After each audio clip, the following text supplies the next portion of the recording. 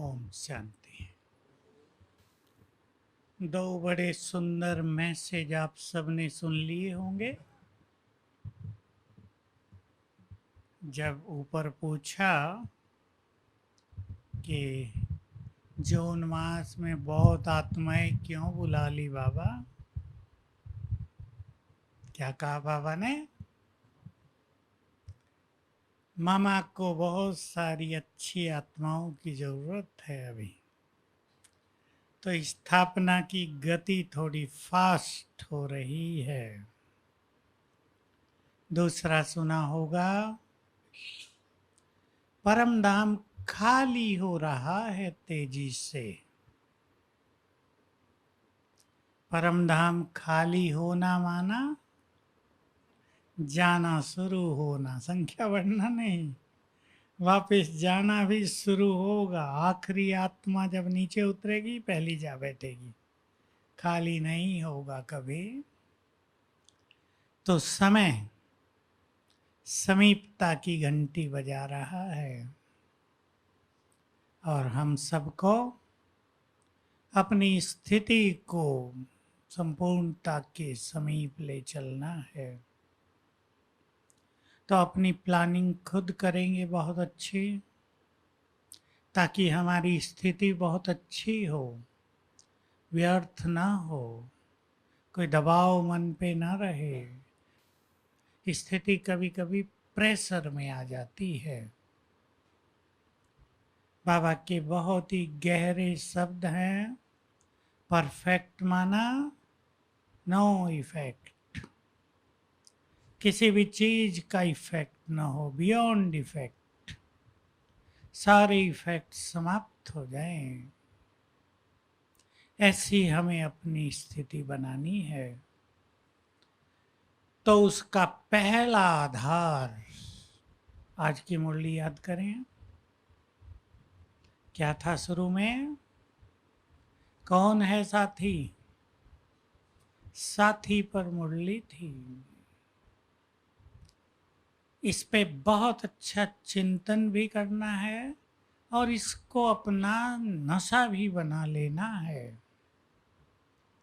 किसका साथ मिला?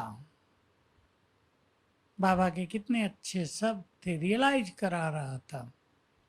63 जन्म हो गए भटकते भटकते, मन नहीं भरा, और एक दो जन्म चाहिए और भटक के देख ले। बड़ी गुह्यता है इस बात में। विकारों में रहे, अभी भी पेट नहीं भरा, अभी निर्विकारी बनने का समय है। तो बाबा ऐसा साथी है जो आगे आगे चलता है, हमें बस उसको फॉलो करना है। बाबा के शब्द पहले बहुत होते थे, ये कदम पर कदम रख कर चलो, अर्थात जो बाबा ने कहा वो हमने किया, जो उसके संकल्प हुए वो हमने पूरे किए। जैसे एक संकल्प बहुत सुंदर, उस पे सभी चिंतन करेंगे। बाबा हमें बाप समान बनाना चाहता है। क्या हम चाहते हैं बनना?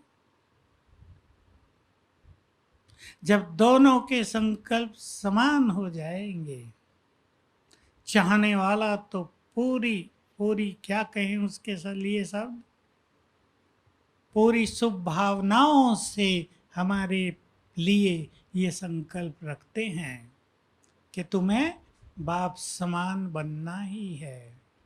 लेकिन क्या हमारे मन में भी वैसी ही दृढ़ता है कि जब बाबा हमें बनाना चाहता है तो क्या सचमुच हम भी बनना चाहते हैं?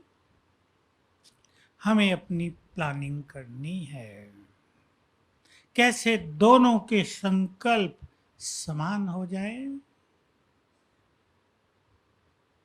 तो बाबा हमारा साथी है, इसको अब हम बहुत नशे में लाएंगे। भगवान हमारा साथी है। गीत तो बहुत अच्छा है इस पर, कई गीत हैं इससे जुड़े हुए। लेकिन जब वो हमारा साथी है, अगर हमें ये नशा रहेगा तो क्या क्या होगा? बोलो, उत्तर दो। भगवान साथी है?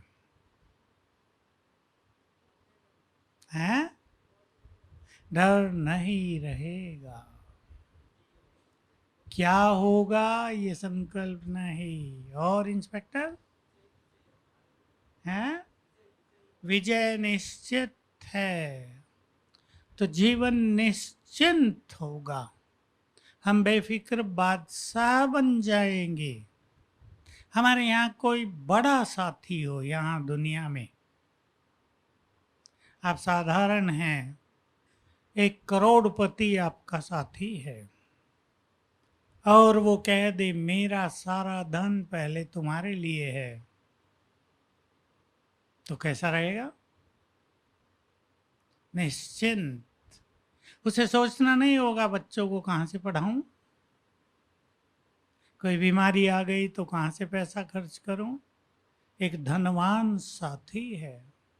आप जंगल में जा रहे हैं, जानवर हैं, लेकिन शक्तिशाली 4 बॉडीगार्ड आपके साथ हैं, स्टेन गन के साथ, AK-47।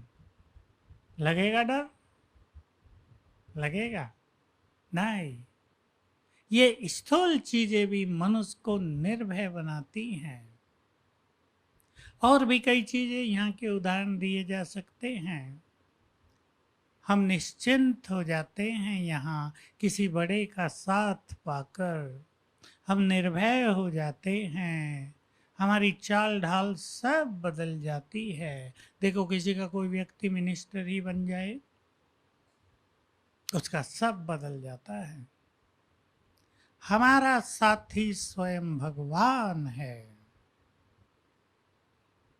राह भी उसने ऐसी दिखा दे, कुछ सोचने की जरूरत नहीं।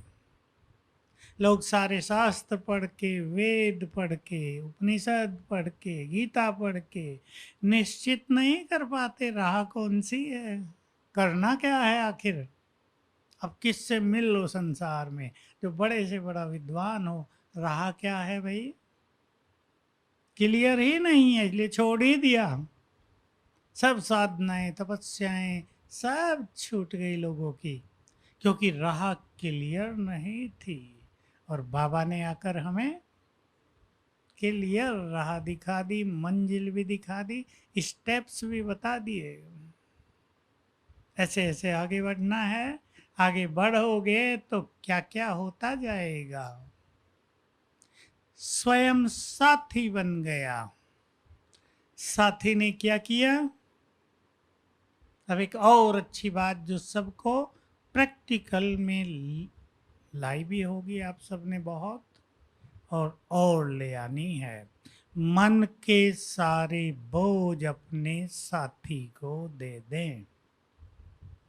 हम ट्रेन से भी जाने वाले हों, हमारे पास सामान ज़्यादा हो, 2-4 हमारे साथी हों, उठाते हैं ना एक दूसरे का।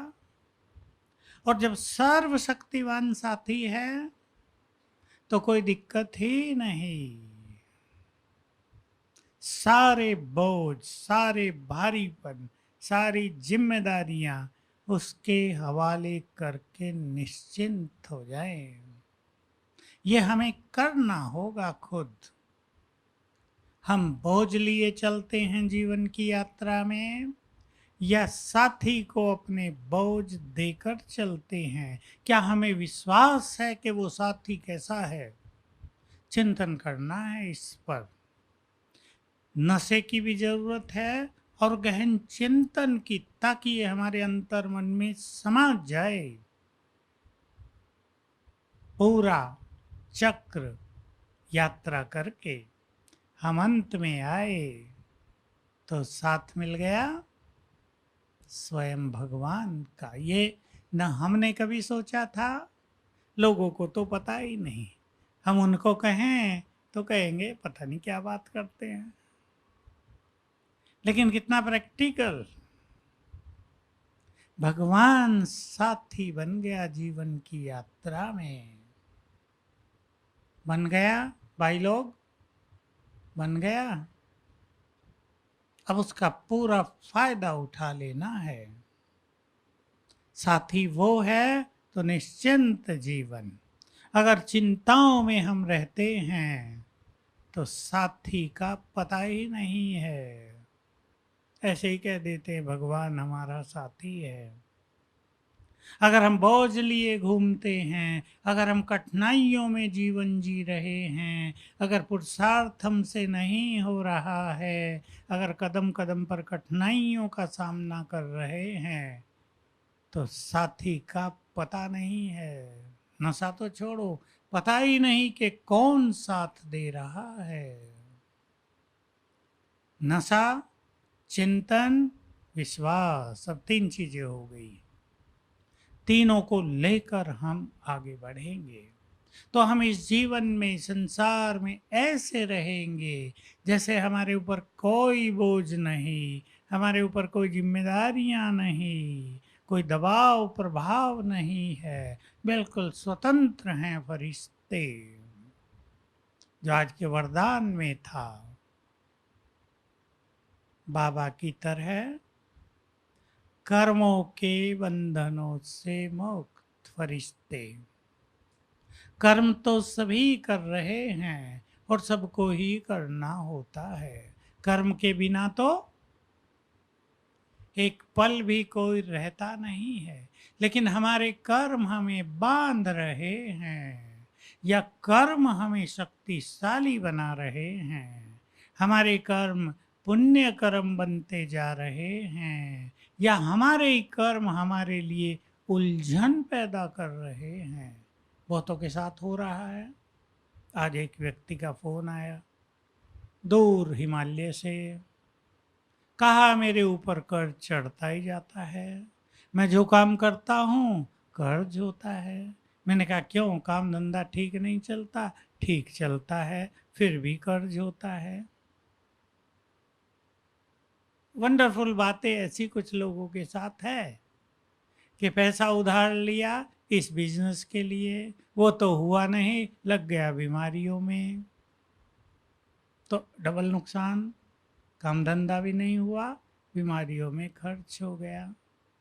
तो ऐसा कईयों को कर्म उलझा देते हैं। और जब मनुष्य कुछ करता है, ये बहुत अब आने वाले समय में साफ साफ दिखाई देने वाली बात होगी कि मनुष्य के पुण्य और पाप कर्म उसको स्पष्ट दिखाई देंगे। मैंने इस व्यक्ति से पूछा आपके कर्म कैसे रहे हैं भाई जीवन भर? मुझे पता नहीं कौन था, मैं ऐसे ही पूछा कर्म कैसे रहे हैं। कहा जाने अनजाने में गलतियां बहुत की हैं मैंने। बेचारे ने इशारे में बता दिया। मैंने कहा प्योरिटी कैसी रही है? नहीं वो तो अच्छी है, क्योंकि कई लोगों की इम्प्योरिटी बहुत होती है लाइफ में, उनके पाप बहुत बन जाते हैं। संसार में तो लोग इम्प्योरिटी को पाप समझते ही नहीं, ना नॉन वेज खाने को पाप समझते हैं। ऐसा अज्ञान अंधकार छा गया है संसार में। चलो विकारों की तो छोड़ो, पर नॉन वेज खाने को भी पाप नहीं समझ रहे लोग। युवा पीढ़ी तो बिल्कुल नहीं समझती।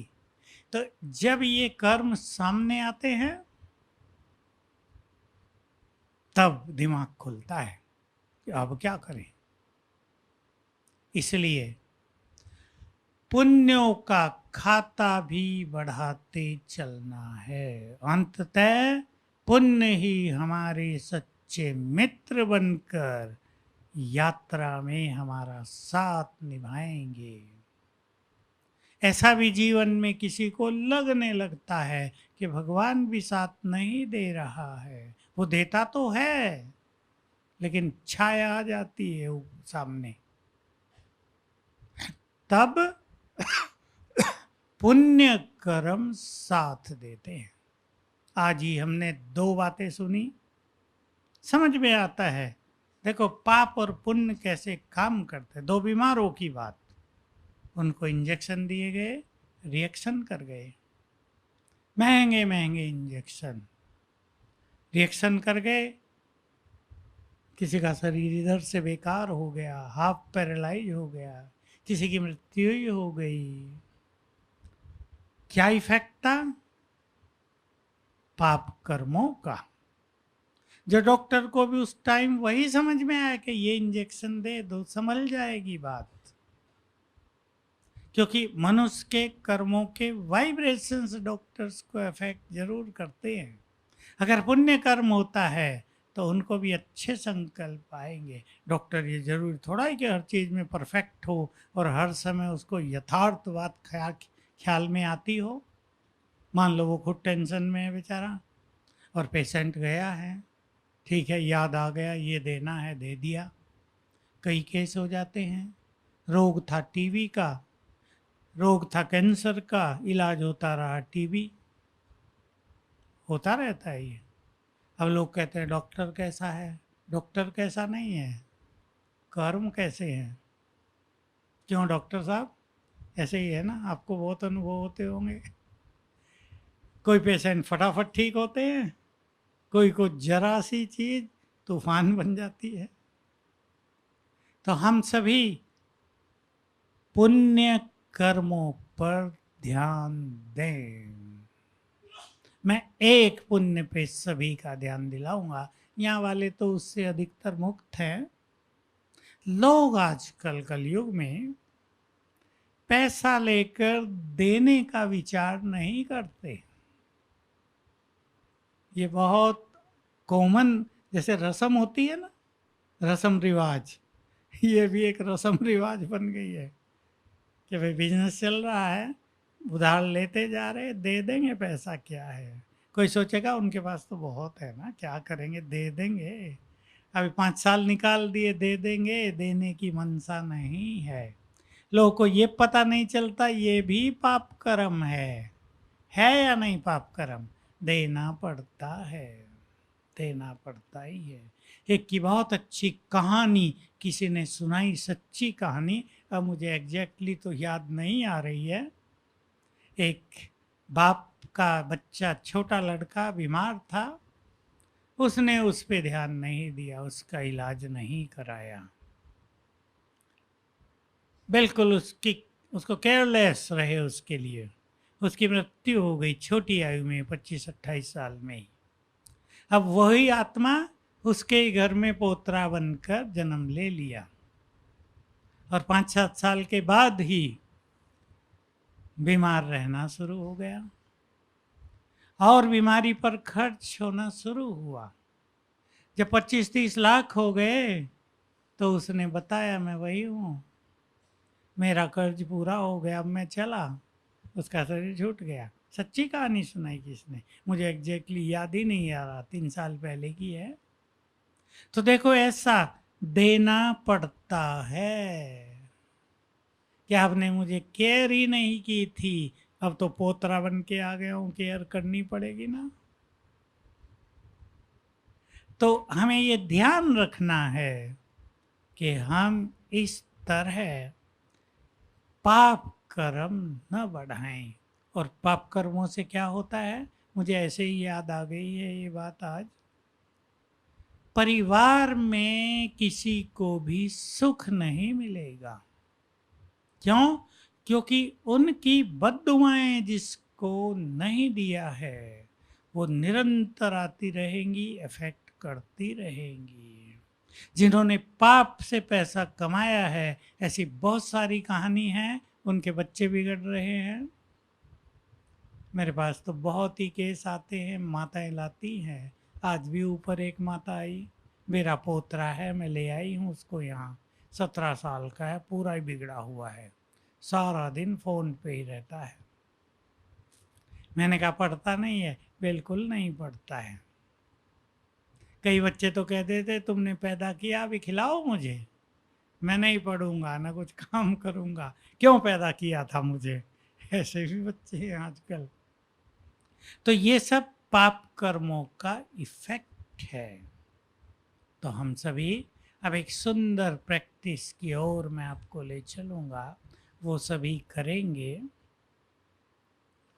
तो स्थिति बहुत ही अच्छी रहेगी। एक तो बात मैं सभी को ध्यान दिलाऊं, अपने एक स्वमान को बहुत बढ़ाना है। मैं पूर्वज हूँ। मैंने पीछे भी याद दिलाया होगा। बाबा का इतना सुंदर गुह्य महावाक्य आया, पूर्वज बनकर माया को ऑर्डर दो। माया, अब 2 युग के लिए विदाई लो। कितनी बड़ी बात है। माया को ऑर्डर, प्रकृति को ऑर्डर दो, अब सुखदाई हो जाओ। ये केवल पूर्वज की स्थिति के द्वारा होगा। बहुत बढ़ाना है सबको। डीप फीलिंग, मैं सभी धर्मों की आत्माओं का पूर्वज हूँ। मुझे सबकी पालना करनी है, सबको सुंदर वाइब्रेशंस देने हैं। बहुत बढ़ाना है सबको। ये बहुत हायर कॉन्शियसनेस हो गई। छोटे स्वमानों से बहुत बड़ा स्वमान, मैं एक महान आत्मा हूँ, इससे बहुत बड़ा। और फिर रोज सवेरे सब करेंगे। भाई बहन शांति वन वाले बहुत बैठे हैं, बीके कॉलोनी वाले भी, पूर्वज बनकर सारे संसार को दृष्टि देनी है। बहुत बड़ी सेवा होगी। कभी संकल्प से दृष्टि दें, मैं मास्टर दुख हरता हूं, सभी के दुख समाप्त हो जाएं। कभी इस संकल्प से देंगे, मैं मास्टर सर्वशक्तिवान हूँ, सभी के भय समाप्त हो जाए, सभी की टेंशन समाप्त हो जाए। मैं बेफिक्र बादशाह हूँ, सभी की चिंताएं समाप्त हो जाए। मैं प्रकृति का मालिक हूँ, सभी के रोग समाप्त हो जाए। बहुत अच्छा विजन भी बना सकते हैं। हम एक ऊंची पहाड़ी पर हैं, जैसे हमारे सामने ऊंची पहाड़ी है ना, ओम शांति जहाँ लिखा है। विजन बनाना, हम उसके ऊपर बैठे हैं फरिश्ते। पूर्वज चारों दिशाओं में दृष्टि दे रहे हैं सारे संसार की आत्माओं को। अपने को बहुत सुखद फीलिंग होगी। ये स्वमान बढ़ता ही जाएगा, गहरा होता जाएगा। क्योंकि 1-2 दिन में नहीं गहरा होता है, समय लगता है। आत्मा इस चीज को पूरी तरह स्वीकार कर ले और अपने कर्तव्यों में लग जाए कि मैं पूर्वज हूँ। दूसरी बहुत अच्छी बात है, मुरली में आ जाएगी जल्दी ही, आप सब सुनेंगे। देखने वालों को ऐसा अनुभव हो कि हमारे अंग अंग से चारों ओर शक्तियां फैल रही हैं, और जिसको जो शक्ति चाहिए वो उसको मिल रही है, अभी मिल जाएगी। तो हम एक बहुत अच्छा ये अभ्यास करेंगे योग में। मैं लाइट हाउस माइट हाउस फरिश्ता हूँ। दूसरा संकल्प, मैं मास्टर ज्ञान सूर्य हूँ, और अंग अंग से शक्तियों की किरणें फैल रही हैं, अलग अलग रंग की। योग भी बहुत अच्छा लगेगा, विजन भी हमारी बहुत अच्छी हो जाएगी, एकाग्रता बहुत सुंदर हो जाएगी। इस तरह हमारा योग ज्वाला स्वरूप योग बन जाएगा, जिसकी आने वाले समय में आवश्यकता बहुत होगी। क्योंकि आने वाले समय में हमारा योग केवल हमारे लिए नहीं होगा। हमें अपने विकर्म विनाश करने के लिए ही योग नहीं करना पड़ेगा, तब योग का दान दूसरों को राहत देगा, हमें डबल राहत देगा। तो बहुत अच्छा अभ्यास। बाबा की किरणें आ रही हैं ऊपर से और ऐसे फैल रही हैं, ऊपर से आ रही हैं, ऐसे फैल रही हैं। बहुत डीप फीलिंग होगी, बहुत गुड फीलिंग होगी। ये 2 अभ्यास सभी को करने हैं। पूर्वज का तो स्वमान है, लेकिन पूर्वज बनकर दृष्टि देना और योग में ये अभ्यास, तो अपने योग को सभी विश्व कल्याणकारी योग बनाएंगे। ऑटोमेटिकली सब आत्माओं को जिनको जो चाहिए मिलता रहेगा। कई लोग पूछते रहते हैं, अब इसमें रोग बढ़ रहे, अलग अलग रोगों के लिए क्या क्या करें। अलग अलग ज़्यादा करने की ज़रूरत नहीं। इस एक अभ्यास में, इस एक स्थिति में सारे आ जाते हैं। हमसे शक्तियाँ फैलेंगी, जिसको जिस रूप में ज़रूरत है शक्तियाँ उस रूप में टर्न होकर यूज होने लगेंगी। तो बहुत अच्छा ये अभ्यास करेंगे। चलें अब योग करेंगे इस तरह सर्वशक्तिवान की। बोलो, हैं? बारिश के लिए यही प्रकृति का मालिक हूँ वो और कर लेना। भाई बारिश तो इस बार होनी चाहिए, तो सभी लोग 15 मिनट सवेरे 4:30 से 4:45, और शाम को आप योग में बैठेंगे 7:15 से 7:30, आखिरी दोनों टाइम में आखिरी 15 मिनट। मैं मास्टर सर्वशक्तिवान प्रकृति का मालिक हूँ, और प्रकृति को पूर्वज बनकर वही ऑर्डर देंगे, प्रकृति अब पानी की आवश्यकता है, भरपूर करो। विजन देखना, नदी फुल बह रही है भर के, पुल को टच करती हुई। ठीक है, ऐसे योग करेंगे। ऊपर से आ रहे हैं, ऐसे फैल रही है।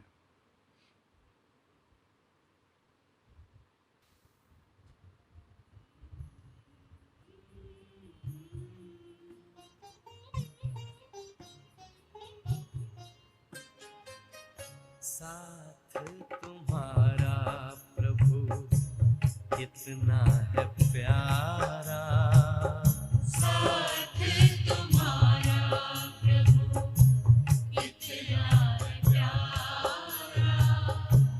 मिल गई मंजिल, मिल गया किनारा, मिल गया किनारा।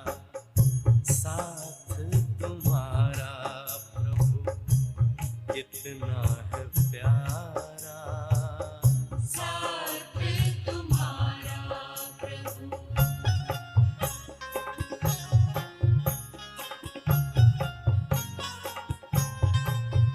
मागा मपगा मागा निसारी मापा मगरे निसा।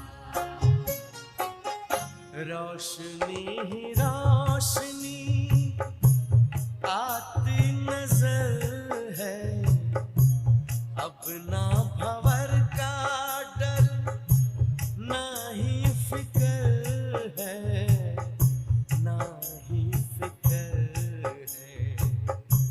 हाथ में तेरे जब हाथ है हमारा, साथ तुम्हारा प्रभु कितना है प्यारा, साथ तुम्हारा प्रभु